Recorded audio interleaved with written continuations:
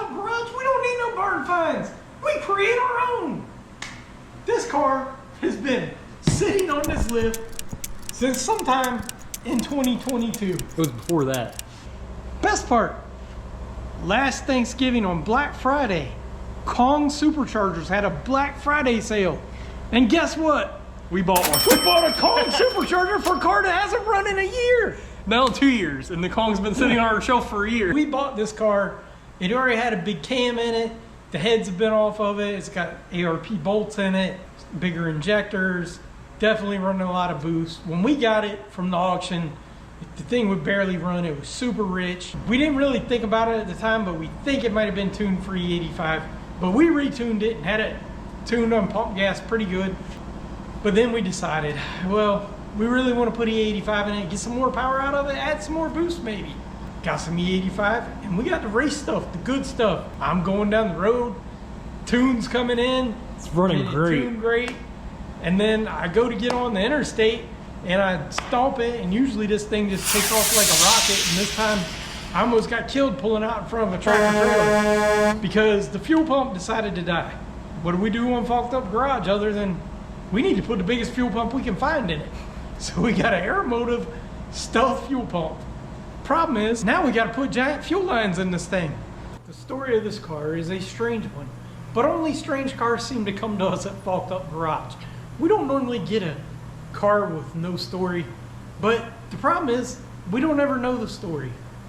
It has weird signatures all over it that we think belong to the people that might have assembled it. We think this might be like a first run ZL1. We don't know. We don't really know. If you can tell us, you can let us know in the comments or something. Maybe you know more about it than we do, but it does. We'll open up the hood and it's signed all over here. It's signed in the glove box. These wheels right here were brand new when we put it on the car. And about a month or two later, it ended up on this lift. So we got brand new, like, custom made wheels that we haven't really driven on. So that's interesting. Right here is our soft lines. What are these called again? I forget what type of AN they They're are. PTFE hoses with black stuff on the outside. Yeah. But they are dash 10. So this is our feed line.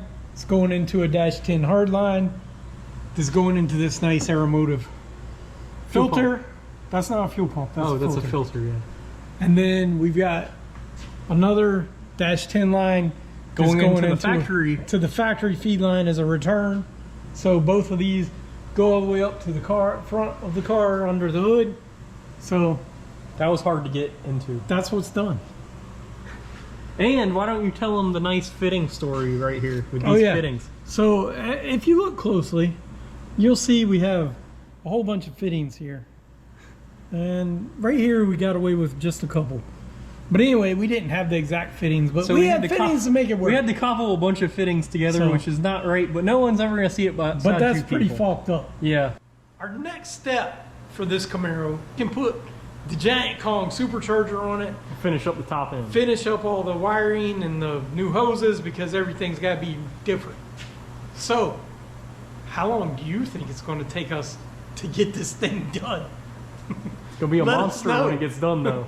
It's going to be awesome when we get it done. We're going to be driving this thing everywhere. Not really, because we only drive it on nice days.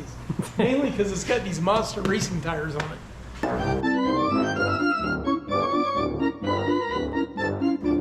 Camaro update. 2 months later, we did do something. It got moved over into our shop. And we put a plastic cover on it. That's about all that's happened.